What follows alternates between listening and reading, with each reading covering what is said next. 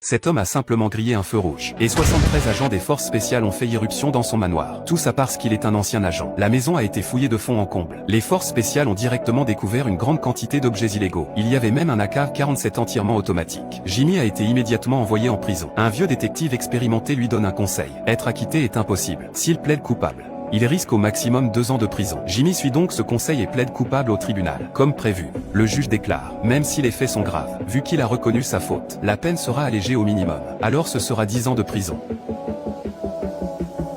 En voyant sa jeunesse partir en fumée derrière les barreaux, Jimmy refuse d'accepter. Il utilise alors son incroyable sens du leadership et devient peu à peu le chef en prison. Il lance même un petit business. Il loue des magazines aux détenus tous les jours et en tire pas mal de profit. Mais ces petites combines, la police les connaît depuis longtemps. Et s'ils ne disent rien, c'est parce qu'ils lui ont préparé une mission spéciale. Le roi vient le voir. Il veut que Jimmy devienne un agent infiltré pour la police et qu'il aille dans la prison de haute sécurité Field pour se rapprocher d'un tueur en série et lui soutirer l'endroit où sont cachés les corps. S'il réussit, Jimmy pourra sortir immédiatement. Mais Jimmy se met à rire. Dans cette prison, il n'y a que des meurtriers et des criminels dérangés. Dans sa prison actuelle, il vit plutôt bien. Allez là-bas. Personne ne sait ce qu'il pourrait devenir. Jimmy refuse catégoriquement cette mission. Le roi lui laisse simplement le dossier et lui dit d'y réfléchir. Ce jour-là, sa mère vient lui rendre visite. Elle lui annonce que son père a fait un AVC et qu'il ne pourra plus venir le voir. S'il reste enfermé encore 10 ans, il ne le reverra peut-être jamais de sa vie. Les pensées de Jimmy commencent alors à changer. Il ouvre le dossier du tueur en série, mais il ne s'attendait pas à être glacé d'effroi en le lisant.